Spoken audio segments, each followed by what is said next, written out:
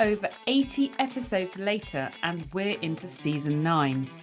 With my guests, we'll be diving into all things leadership, teamwork, engagement, mental well-being, and high performance. We have the conversations that really matter, that put the human factor back into business, because we know that when we get people right, we get business right. If you want to find out more about how to develop an experience that brings out the best in people, get in touch. I'm your host, Lisa, psychologist and psychotherapist and founder of It's Time for Change. Thank you for joining me on Beyond the Water Cooler.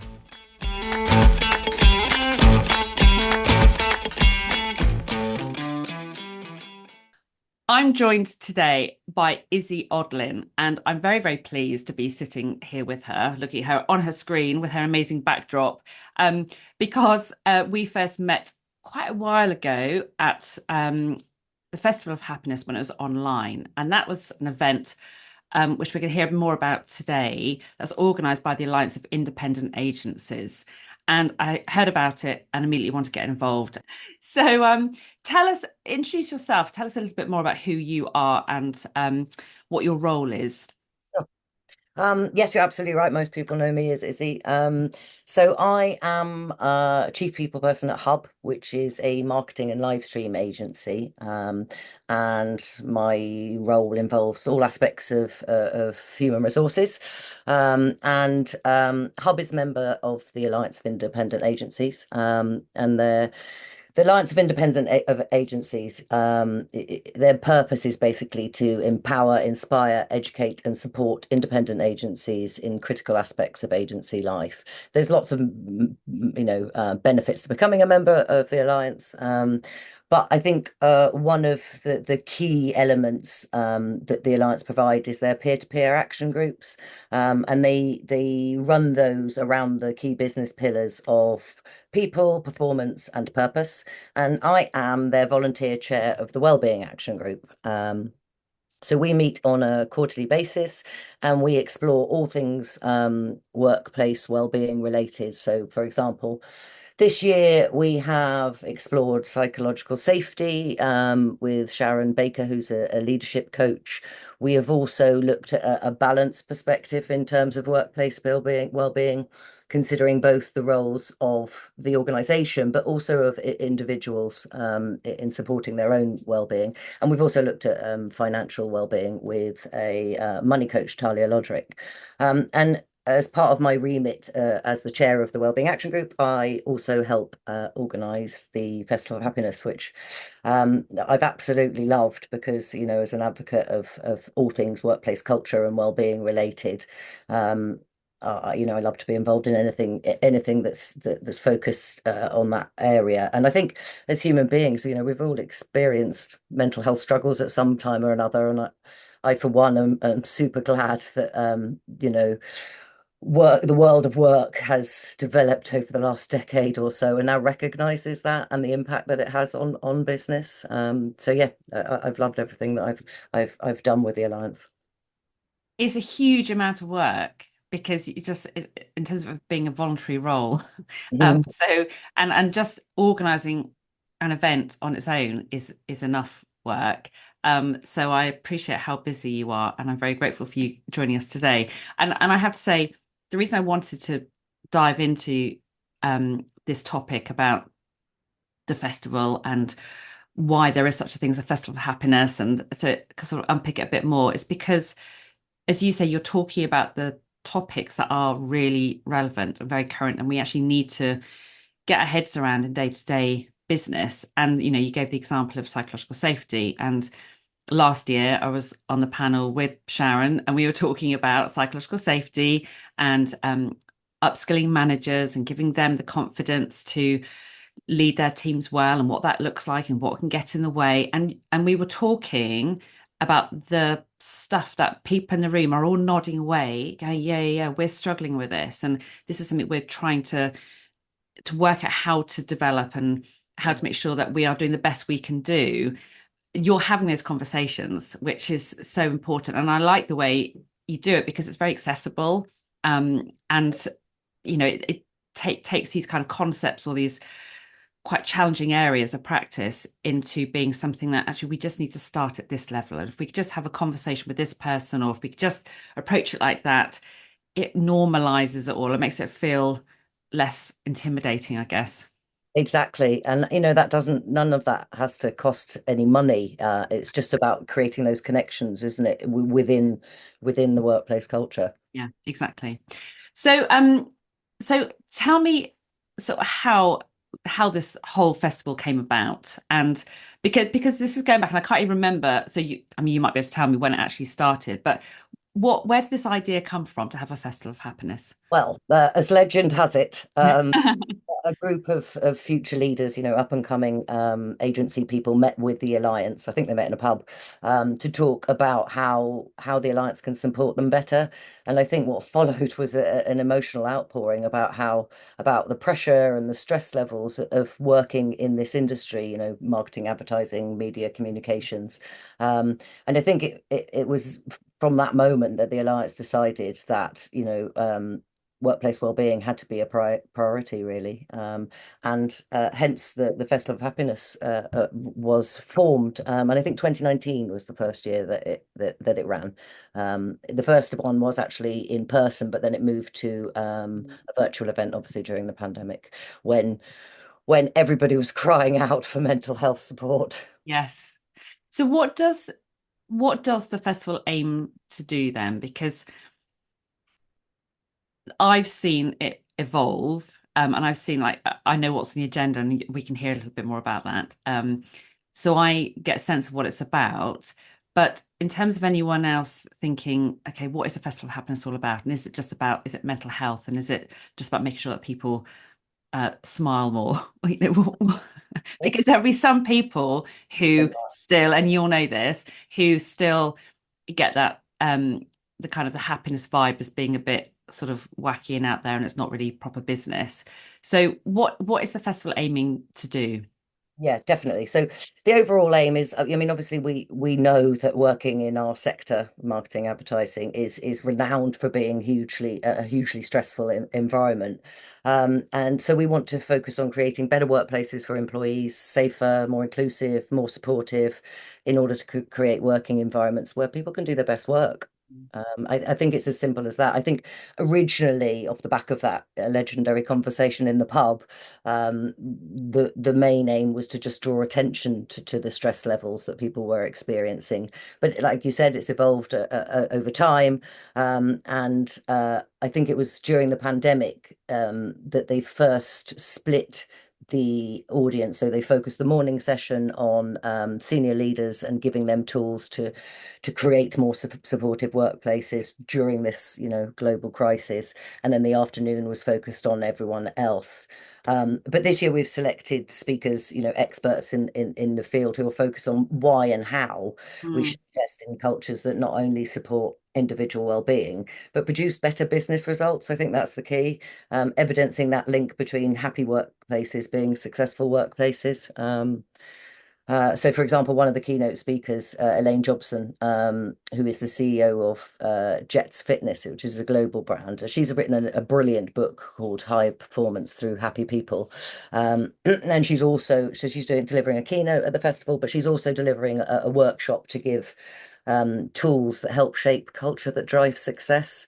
I mean, there's lots more speakers, and as you've said, I'm sure we'll get into that during this conversation. I, I like the fact that that better business results. That's the bit that I guess we have to keep going back to in Mm. terms of why bother focusing on all this stuff to do with psychological safety and what helps people show up and feel good about who they are, who they're working with, what they're supposed to be doing, and all that stuff that ultimately improves outcomes. Exactly. And I think that's the link that I guess we have to keep highlighting, so that people don't just think it's that thing on the side that's just for the kind of certain people in an organization to go to, but it's not really going to be the proper leaders or anything because we're over here doing this proper business. Yeah, and then there's HR. Yes, yes. And it's a real issue, isn't it, actually, about getting the right people in the room. And I know you have managed to get the right people in the room in terms of people at a leadership level who are taking this seriously. Yeah, those that have the power to make changes that are going to Yeah. make a difference. Yeah. And those are people that we definitely want to engage Mm. with the Festival of Happiness. And everyone as well, everyone who has an interest, because it's not only leaders that can have an impact, obviously, but it's without their buy-in, very little usually changes. And I like it when you have a number of people from an organization who are really interested in Mm. developing this area because you, as you say, you need someone at the leadership level to who has the power and the influence over what's going to happen, but they also need then a group of people to develop the ideas with, so it doesn't end up just sitting on one person's shoulders. And when you've No, got people from across the organization, different age groups, different sort of from different departments, um, demographics, yeah. you just get this wonderful kind of combination of excitement and enthusiasm and bringing different ideas to the table, and that's where I think you see the magic really happen. Oh, yeah, I couldn't agree more. Couldn't agree more. So it's been running for a number of years. We're clear about the fact that happiness is about improving business results. Do you know what impact the festival has had in terms of what difference it's made to those organizations attending? Yeah, I think we do have some. I think the main impact it's had is greater emphasis over time. Well-being has taken a bit more of a centre stage every year within the agency world, and there have been some improving statistics to support that, but which we can talk about now. But I think there's still a really long way to go. Uh, Mm.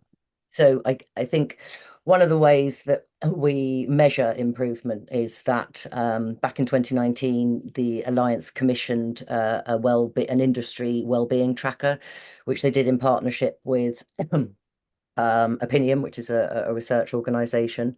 And the findings just evidence that everything that group of people first disclosed to the Alliance, that there are extremely high levels of anxiety and some symptoms of burnout, amongst agency teams. Um, is now a good time? Shall we have a look at the Yeah, some let's. I think, yeah, if you've got some information, that'd be great to hear it. so a whopping 85%, this is from last year's report, 2023, 85% of people in our industry experienced poor mental health in the last year. And that ranges from stress to anxiety and everything in between. So this is a slight decrease from 88% in 2022 and 96% in 21, but that was obviously during the Yeah. pandemic. So it's going the right direction, but it's enormously high, and people just can't do their best work when they're feeling like that. When you're feeling anxious, it's really hard to be productive and to add that extra value, which is obviously what I think most people are trying to achieve. Um, Consistently, about 11% took time off in the previous 12 months for mental health. That's slightly down from the previous year when it was 13%. Top stress factors include excessive workload, impending deadlines, self-doubt. Workload related stress has notably decreased from 52%, so that's dropped by nearly 10%. But also two-thirds, 67% feel their workplace values mental being, which is quite good. Be better if it was nearer 100, obviously. And Mm. that is a decline from 76% in 2022. And 21% believe more could be done for mental health support. Again, sort of evidencing the fact that there's still more work to be done. Mm. 19% find their job highly stressful, which was 18% in 2022 and 17% in 21. So that's going the wrong way Mm. in terms of, high level stress. Um, 29% are uncertain about discussing mental health at work, which is a real shame, I think. And that's going up. That's up from 24% in 22. Stigma has decreased slightly with respondents. So 24% of respondents noted feeling embarrassed about their colleagues knowing about their own mental health struggles, compared to the 28% the Mm. previous year. So again, that's going down, but in small increments. I think um, it just shows that there's still a long way to go. We can't afford to take our eye off the board because it make off the ball rather, because it makes such an impact on, as I said, people delivering on a day-to-day basis. I couldn't agree more, and I think when again it's linking mental health and our well-being um, to our productivity. And when I always draw a really bad picture of a brain, which when I'm running workshops and so on, and explaining that actually high emotional arousal. So if you're not feeling good, you're feeling stressed, you're feeling anxious, high emotional arousal blocks the cognitive part of your brain where you're supposed to be able to be creative. And Mm. actually, in your industry, creativity is really, really important, as well as having good relationships and good communication skills and all the kind of clever stuff that makes us stand out. And I think when I ask managers or leaders and say, what do you want from your teams? They're like, well, of course, they want them to be come with innovative ideas and they've got to be creative. They've got to be doing this. They've got to be doing that. And it's like, but what you're putting into that process in terms of generating those ideas are stressed people, and those stressed people aren't going to provide what you need. No, absolutely. Yeah, absolutely. I think it's worth noting that the wellness, the wellbeing tracker that the Alliance administer with Opinion, the report also makes some really interesting recommendations, Okay. including peer-to-peer support programs, which is a great idea, work-life balance, innovation labs, and team volunteering days, which I'm a huge fan of because it gives an alternative to a duvet day, which is simply a day off where you hide under the duvet, but it gives you that break from work, but also builds team spirit and pays it forward, Mm. in terms of using our privilege to help other people, which is hugely beneficial in terms of mental health. I really like that because I couldn't agree more that some people like duvet days and to have that kind of time to decompress and sort of just have a bit of time for themselves, but actually to be able to go and spend time with peers and do something that's very meaningful. You've got a clear purpose and you can have fun doing it. You're in a different environment, focusing on something entirely different to your normal activities. It really pulls people together and helps them connect and energizes. And it's that typical thing when people say, "Well, I haven't got time for this," or I don't feel like that. And then they make themselves do it. And it's like afterwards, oh, I feel good, all the endorphins are going and Changes everything. everything. And you just think actually, and that you then take back into the workplace. So finding opportunities for people to connect um, in a fun way that's outside of the intense pressure of work is so, so important, isn't it? Yeah, completely agree. I went on one last year actually where we painted a child's bedroom and yeah, it was got reinvigorated about the idea of painting and decorating amongst other things, but it was a really bonding experience because we Yeah. were all doing stuff that we weren't necessarily experts in, but we were doing it together and it was to benefit someone else. And yeah, it was really meaningful, as you say, and it just gave everyone that, bit of a buzz to take Mm. back to work. I also like, some of the stats you were giving, I can't remember which one it was now, but there was something about sort of the focus on how important mental health is seen to be in the workplace and well-being is seen to be in the workplace. And I think naturally over time there'll be times when people say, "Oh yeah, my company takes that really seriously," and then there'll be dips in that when people think actually my organization isn't so um, bothered about that particular area. And I think it really highlights the need for people to keep their sense of care live.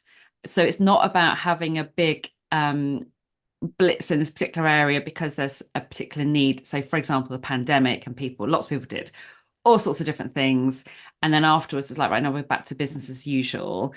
Um, I know from speaking to lots of leaders and HR directors and so on that people are still really, really concerned. They want to do the best thing, but it's not being communicated quite so well to the workforce, and the workforce are not feeling that it's such an important area anymore. Do you see Exactly. that? Yeah, exactly. And I think the statistic you're referring to is um, two-thirds, so 67% of respondents felt their workplace values mental well-being, but Mm, that's a decline from 76% the year before. mm, So yeah, you're exactly right. I think post-pandemic, most businesses realized that, people's mental health had been impacted and they needed to do something. But it's about applying that consistently so that people feel that that that duty of care when they need it. And it will be different for different Mm. individuals, the pandemic aside. I think there has been a bit of decline in terms of focus from organizations. And there are repercussions of that. We know that, happy people produce better business. Mm. And as soon as we take our eye off the ball, it's going to start to impact it. Mm. That might be slightly difficult to track or trace. But I think, this year's festival is all about evidencing that link. I couldn't agree more. I think the whole idea of stress is so normalized now in terms of, well, we just work in this industry, so of course we're going to be stressed. And I hear that a lot. And I was challenged that, for the reasons we've already discussed. And I think we have to be very mindful as well that um, there seems to be a lot of people are doing a lot of stuff in the wellbeing space, Mhm. but is it the right stuff? And there's this whole notion of, care washing. Are we we're providing the stuff, but actually it's not really the right stuff that we need in our organization. And that's going back to talking about psychological safety and talking about the sorts of, have the themes, the topics that you're focusing on through the festival. You're talking about the real stuff that is about our day-to-day experience. So it's not about you can have a duvet day, or you can here's a mental health or wellbeing workshop that you can pop along to on a particular date. And I'm not dismissing those, because those definitely have a place, and they're um so they're part of the big picture. But actually, I think what a lot of companies miss is the what happens in a day to day that reminds people that we care about you and your well-being and how you're showing up and how you're feeling, and we're keeping that front of mind, and that's reflected in actually just what your experience looks like day to day. Yeah, That absolutely. meaningful bit. Yeah, it's about trying to avoid that sticking plaster Yeah. mentality. This is what you're saying about care washing, and duvet days may fall into that category, like you say. I think Mm. there's a place for them, but a volunteering day out gives a whole different prospect to finding solutions for everyday problems. And I think it's about leaders really understanding, the pinch points in their particular business. There will be Mm. things that are very common ground across the board, but then there'll be other things that are very business specific. Yeah. And it goes back to as well to I was talking to someone the other day who is a manager who said uh she was asking if she could come along on something I'm running, because she said, I'm a manager, I've never had a single minute's worth of management development or support. And that is not uncommon. Most managers we know don't have any support, and they are the people who have the biggest impact on someone's well-being at work and how they feel at work. So actually it's going back to actually how are we supporting and how are we looking after the managers who are looking after their teams. And I know that's, some of those messages and some of that advice kind of comes through the sorts of talks and activities at the festival. Yeah, definitely, because the role of the line manager has evolved so much, possibly since the pandemic. They have to be skilled in all aspects of human interaction, because who knows what that one of their team members might bring to them to need support on. Exactly. And it's really hard. It's really hard being a manager, isn't it? And having to manage that, humanness in addition to everything that happens in the world of business on the day to day. And the humanness is the unpredictable bit, isn't it? So it's like actually, and that's what creates anxiety in a lot of people. So if I go and have this conversation, I don't know what they're going to say, and then I don't know how I'm going to respond, and it's not something we can pre-plan. So, and I think a lot of people, particularly when they've got that self-doubt, and you mentioned the term self-doubt earlier, when you've got that self-doubt about actually people like to plan so they can feel more confident in what they're doing. So if I'm going to have a conversation with this person and I don't know what their issue is, but I can see that something's making them feel unhappy, what am I going to say? What's my advice going to be? And it's always that you don't have to worry about specific advice. It's about being human and listening. So it comes back to the essence of what it's just empathy. I say just empathy. It is empathy. It's communication skills. It's about just being able to listen. It's about being a good human being, not a problem solver. You haven't got to be the person who's got to wave the magic wand and make everything better. And I think as soon as we give ourselves a break and we Mm. realize that we need to focus on that human interaction rather than focus on the outcome, then it Yeah. takes the pressure off. Yeah, and I think that has changed positively over the last however many years. When I first started out in the workplace many moons ago, things were very different. You weren't, not only were you not encouraged to be yourself at work, you were almost told not to be. There was no emotion. You couldn't bring emotion Mm. to the workplace, and that's detrimental, and it's not real, and it means people just hide stuff and push it down, which we all know isn't No. particularly helpful. So I would love to ask you about the name because I've always known this festival as the Festival of Happiness, and then I know there was some discussion Mm. um, about should it still be called that? Should it be something more hard-hitting and business-like? And then when I think I was having the conversation with Graham Kemp about that, and then I got all the information about it, and I was like, yes, they've kept the name. Tell me a bit more about that debate that went on and why that happened. Yeah, it's been super interesting actually. I think, in the original program, the festival was all about, well, was primarily about focusing support for individuals in terms of building resilience, managing stress, mindfulness, all that sort of thing, as well as some of the organizational aspects. But, agency, I think, as we've already talked about, agency life gets tougher and tougher every single year because of external factors. Mm, And we want to attract a wider audience to the event, and know that that's only going to happen if, which we have done, evolving the content to focus on the outcomes of having happy people, mm, i.e. more consistent high performance and better results. So the name of the Festival of Happiness, perhaps suggests a bit of fun and the softer side of telemanagement, but this is by no means a fluffy subject. Hence, the name and the legacy were challenged. So I think, the Alliance believe that it's critical to get senior leaders engaged. We've talked about that already. And a name change was considered, but, I think we feel by changing the emphasis, to focus more on culture, and the link with performance, we can change the positioning and attract the right audience, which is those that have the power to make the change in terms of culture evolution, I suppose, mm. and have an even greater impact on creating positive cultures because it leads to better performance. Yeah, that's great. And I love the fact that you've kept that and you're explaining why, rather than we're just going to keep changing our name to kind of fit with how people feel or what they think at the moment. It's like actually you've called that for a very, very good reason. And the festival this year is all about connecting happiness with high performance. So tell me a little bit more about what sort of I guess some of the speakers, some of the topics, some of the things that you're going to be diving into, and I guess the thinking behind those particular themes. Yeah, I mean, I'm hugely excited about this year's festival as a self-confessed culture geek. Mm. It's a powerful message, isn't it? Investing in culture not only improves well-being, but it produces better business results. So we've chosen speakers who all have that as a core theme, and the Alliance will encourage agencies to set targets, and then we'll help them as time goes on to measure their performance, which we'll talk a little bit about because they have a People Pulse employee survey product. And they will also provide tools and facilitate continuous improvement in this area. Um, so Google, who are as one of the Festival of Happiness event partners. They're hosting this year's festival, which I probably should mention takes place on the 7th of November this year. And they're hosting it at their fabulous HQ in King's Cross. So that in itself is really exciting.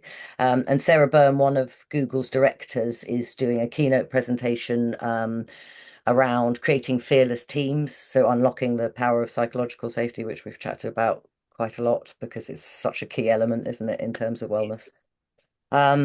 And then we're also going to hear from Matt Phelan, who is the co-founder of the Happiness Index, which is one of my favorite businesses ever.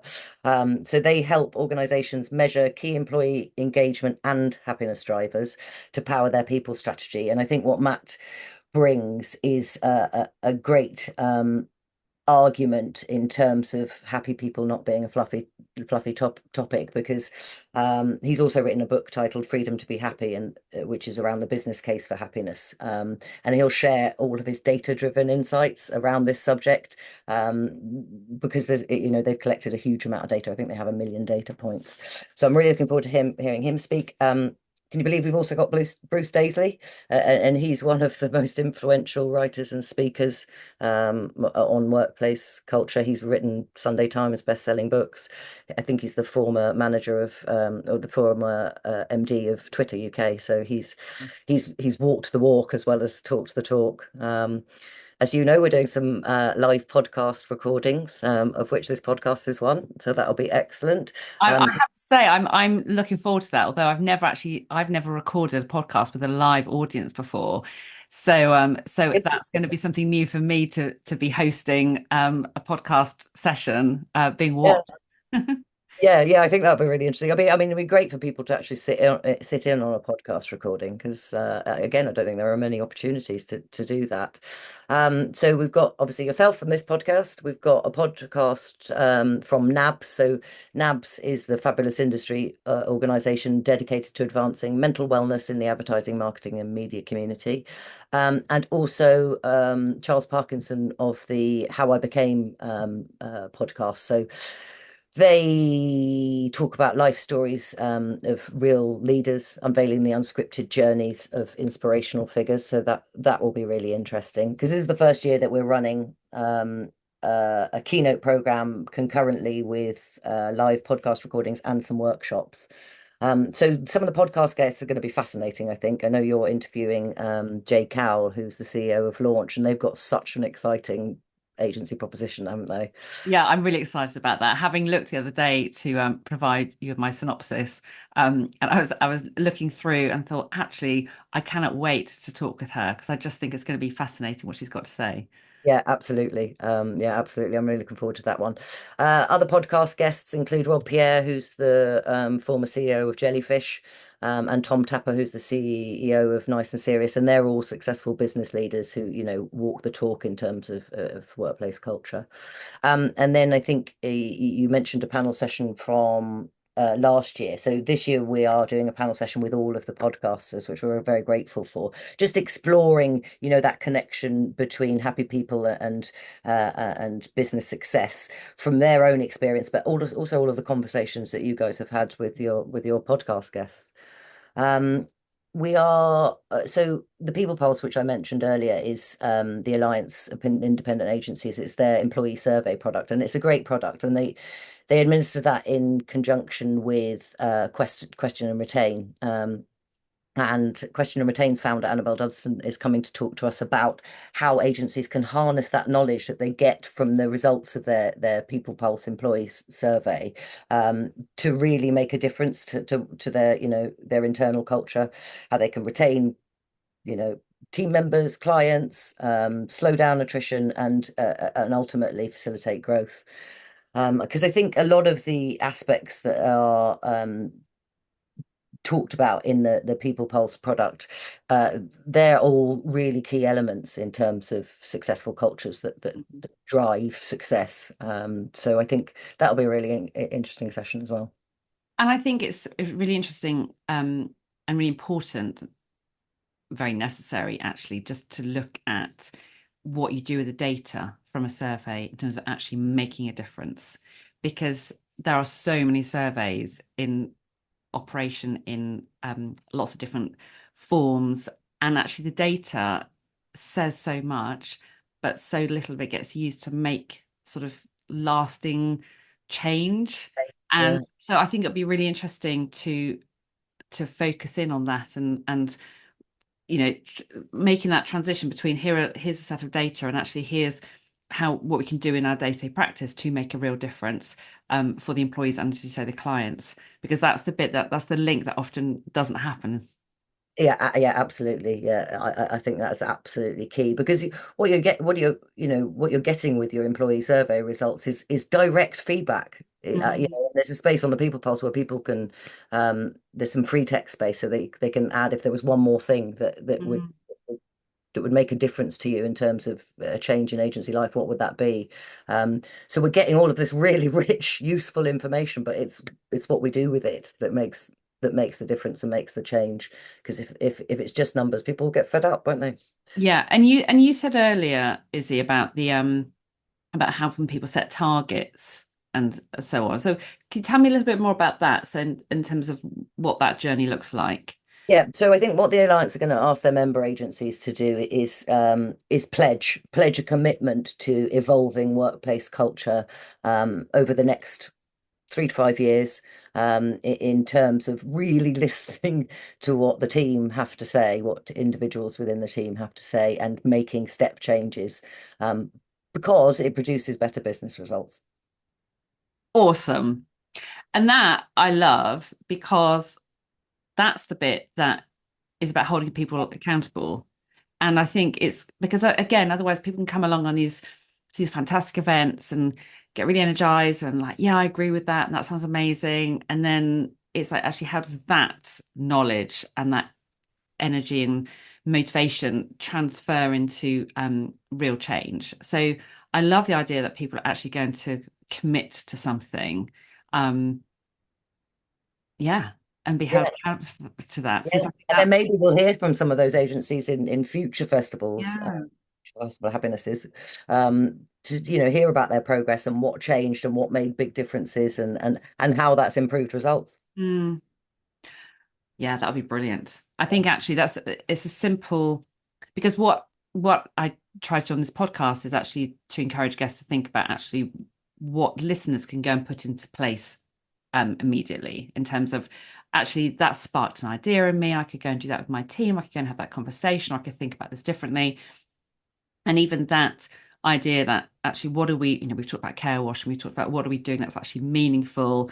How do we connect outside of work rather than just having duvet days, but actually looking at what the feedback we've got from our team and what we're going to play, making a pledge and actually committing to Yeah. doing something different. And I think that's imagine how differently people would feel if they had that sense of assurance from their managers, from their leaders, that this is what we're doing, this is how we're doing it, this is when we'll do it, this is what difference you'll notice. Yeah, absolutely. And then that responds specifically to that declining statistic around people feeling that their workplace valuing doesn't, to the extent that their workplace values mental health and mental well-being. Mm. So is this event just open for people in sort of marketing world? Is it It's who? open to both member agencies and non-member agencies, so it's open to absolutely everyone. And we've actually had some interest outside of agency land, which is really exciting. Yeah. Because we've got speakers who directly from our industry, but we've also got speakers who work across the spectrum. Mm. So there's a wealth of knowledge out there, and I think it will likely be super helpful for everybody who works in business. Well, yeah, that's my feeling. So having been to them in the past, I think what people are hearing, the messages coming through are relevant for any business. So obviously there's data and a particular expertise in the marketing industry, but actually when we're talking about the topics of happiness and psychological safety and all that stuff, that is just it's relevant for everyone. Yeah, absolutely. And and whilst you were saying earlier about that you challenge that view that, this job or this Mm, company or this industry are renowned for, stressful environments and that's accepted. I think everybody experiences it, don't they? All businesses have the same issues. Largely, there are some specifics that mm, might might be separate, but I think everybody's facing the same challenge. mm. As human beings, we're all Yeah, facing the same challenge, aren't we? exactly.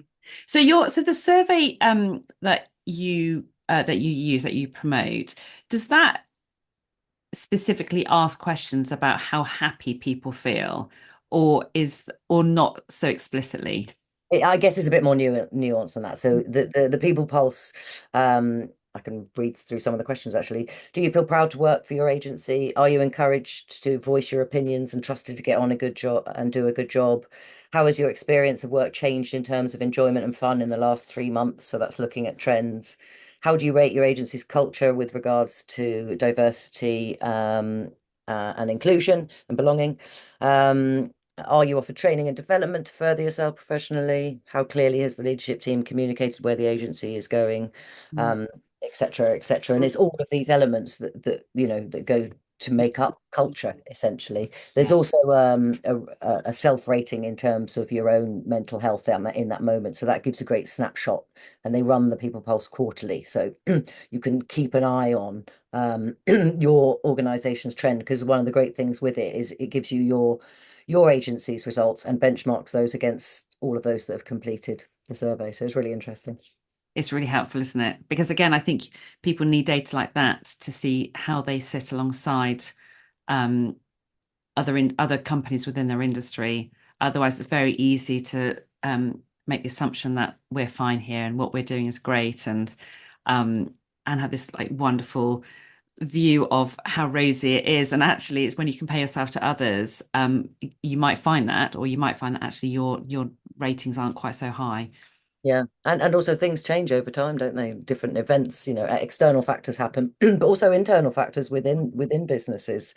Something will happen, and maybe you have to restructure, and that causes a big dip. So it's monitoring those trends, which I think is really helpful.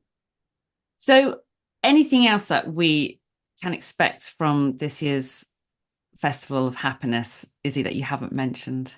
Well, I think, on top of all the great speakers and the workshops and everything, it's a great place to network and talk to other agency leaders because everybody's experiencing similar difficulties and similar challenges. So it's also a great place to network. Brilliant. I can't wait. And so we're going to put the link in the show notes for people to book a place if they want to. I guess if they want to find out more about it, they can contact you directly, and we'll put your contact details in the show notes as well. Yeah, no problem.